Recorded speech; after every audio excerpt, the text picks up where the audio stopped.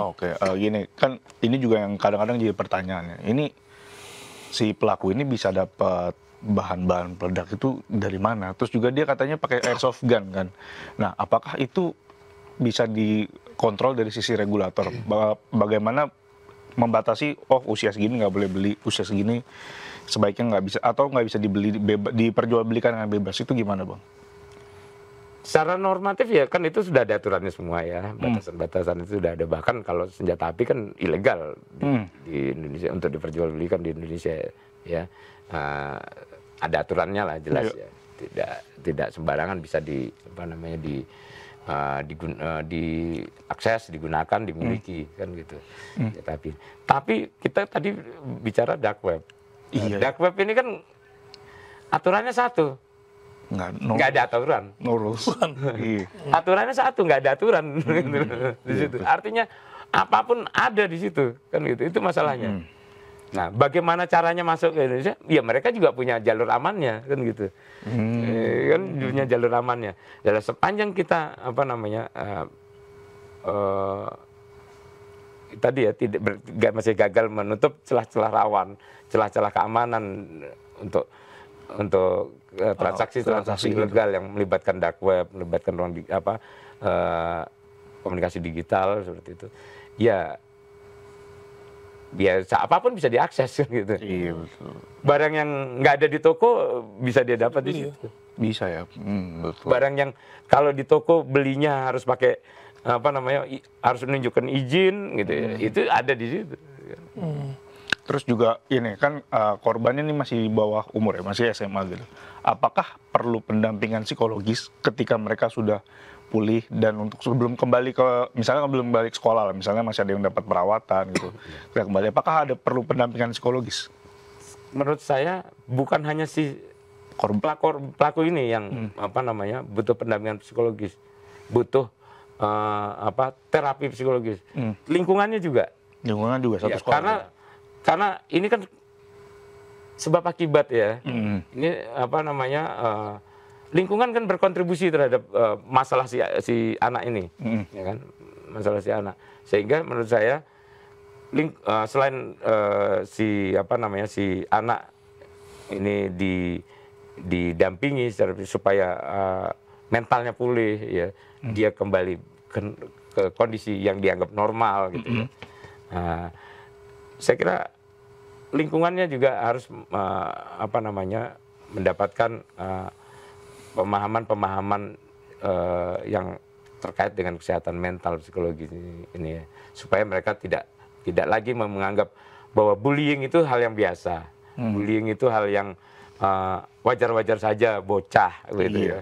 Biasa bocah. Tidak ada pembiaran, tidak ada pemakluman terhadap aktivitas-aktivitas yang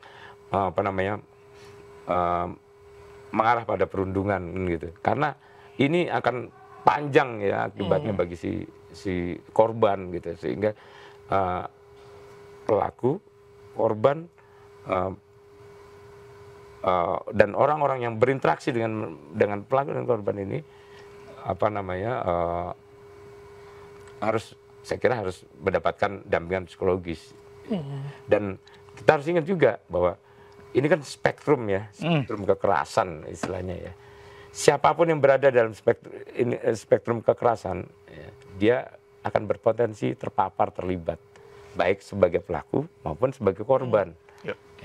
Nah, kalau dia sudah pernah jadi korban, dia bisa jadi korban lagi atau jadi pelaku. Nah, itu yang ditakutkan. Nah, itu. Ini artinya lingkaran. Pendampingan dan psikologis tadi ini juga harus dikaitkan dengan bagaimana memutus siklus dan rantai kekerasan tadi, supaya tidak berulang dan tidak menyebar, meluas. Berarti polisi ini kan akan menggunakan sistem peradilan pidana anak, Bang, karena kan masih di bawah umur, Bang. Nah, itu undang-undang seperti apa sih, Bang? Apakah nanti disamakan dengan yang dewasa gitu? Oh enggak, kan beda. Ada peradilan anak. Ya ada ininya ya, mulai dari tahap penyidikan dia harus didampingi, ya kan, didampingi. Ada terus ya makanya dia disebut sebagai ABH tadi, anak berhadapan dengan hukum. Ada perlakuannya berbeda. Dia masuk di pengadilan, Bang, itu apakah? Ya di pengadilan juga begitu, dan dalam dalam konteks peradilan anak itu kan ada restoratif justice Restoratif juga. justice. Ya, itu yang diutamakan bahkan, ya, restoratif justice. Sehingga apa namanya pilihan untuk kemudian nanti juga LP-nya juga Beda ya. beda, dia perlakuan pemenjaraannya juga berbeda kan gitu. Sehingga apa namanya tidak sampai mereka kemudian apa yang tadinya levelnya masih SD keluar dari LP misalnya kalau dia lapas anak gitu ya, keluar dari lapas anak, jangan sampai mereka jadi dokter dalam urusan kejahatan kan gitu kan. Artinya itu makanya mereka diperlakukan berbeda dengan pelaku kejahatan atau pelaku perbuatan melawan hukum yang dilakukan oleh orang dewasa gitu. Nah, ini sebelum lanjut kita mau baca-baca komen dulu nih dari YouTube nih. Ada dari Guru Turnamen. Sekarang orang dengan mudah belajar bikin bom dari internet. Gimana nih sikap pemerintah dan regulator? Nah, itu gimana Bang tanggapannya Bang? Iya, ya tadi ya pemerintah juga punya batasannya, punya apa namanya, punya problemnya sendiri ya ketika berkaitan dengan ruang digital ini ya. Satu sisi ruang digital ini kan terkait dengan kebebasan ya, terkait dengan kebebasan. Kita bisa mengatur, tapi tidak bisa sepenuhnya membatasi. Tidak aturan main. Sudah dibatasi sekalipun, prinsip utama dari internet itu ada anonimitas. Ada anonimitas. Kedua, ada prinsip stateless. Dia diatur di sini tapi tidak diatur di sana, dia aksesnya lewat sana. VPN misalnya, ya kan? Betul.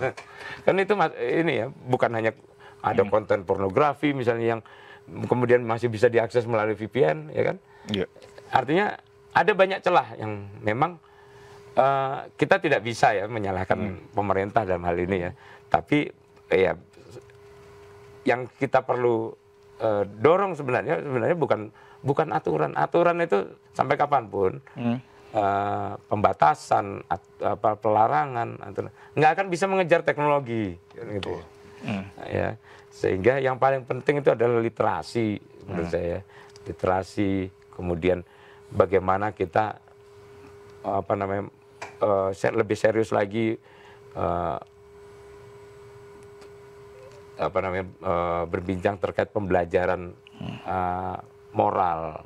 Ya, pembelajaran moral, etika, norma-norma sosial, itu hal-hal yang saya kira penting. Itu lebih penting ketimbang tadi sibuk melarang ini itu. Capek merumuskan aturannya, baru ini sekian lama rapatnya merumuskan bagaimana draftnya, aturannya dibuat. Begitu aturannya dibuat sudah teknologinya sudah lompat lagi. Iya, lompat lagi. Ada lagi yang lebih baru kan? Iya, yang lebih baru. yang sudah mengantisipasi aturan yang baru dibuat ini kan gitu. Jadi saya kira bukan itu anunya, bukan solusinya adalah literasi dan komitmen semua ya untuk tidak menggunakan internet untuk tujuan-tujuan yang tidak baik. Betul, iya benar.